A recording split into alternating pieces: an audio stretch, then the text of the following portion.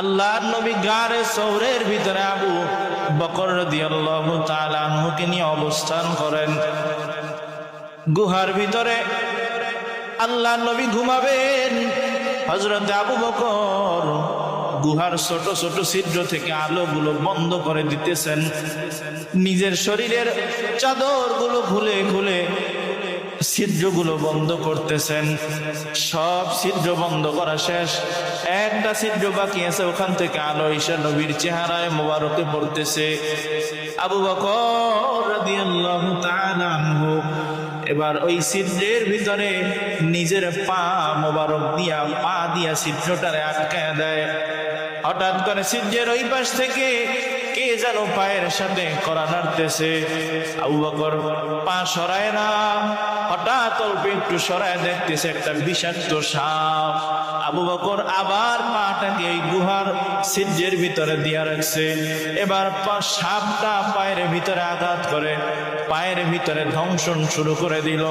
আবু বকর বিষের যন্ত্রণায় কান্না করতেছে, চোখ থেকে পানি বের হয়ে গেল। আবু বকরের রানের উপরে নবীর মাথা মোবারক দিয়া শোয়া। হযরতে আবু বকরের চোখ থেকে পানি বের নবীর চেহারার উপরে পড়ে। আল্লাহ নবী চোখ খুলে ডাক দিয়ে বলতেছে, আবু বকর আপনি কেন কান্না করেন? বলে, পয়গম্বর গুহার বাহিরে একটা সাপ আমার পায়ের ভিতরে আঘাত করতেছে। নবী এবার উঠে বললেন, পাটা সরাইয়া দেন। সাপ ভিতরে ঢুকলো। গুহার ভিতরে সাপ ঢুকার পর আল্লাহ নবী জিজ্ঞাসা করে, এই সাপ কেন আসছো? আবু বকরকে কেন ধ্বংসন করলা? সাপ ডেকে বলে, পয়গম্বর বেয়াদবি মাফ করবেন, আমি সাপ দীর্ঘ বছর পর্যন্ত এই গুহায় অপেক্ষা করতেছিলাম। কেন গুহায় অপেক্ষা করতেছি? বলে, আমি ঈসা নবীর এক উম্মতের কাছে শুনলাম আপনি এক সময় এই গুহার ভিতরে প্রবেশ করবেন, এই গুহায় অবস্থান করবেন। আমি আপনার ঠিকানাও জানি।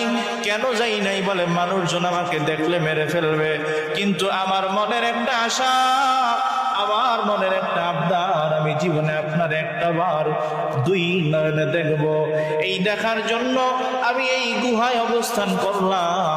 আজকে আপনার দেখার দিন আমার কাছে আসলো।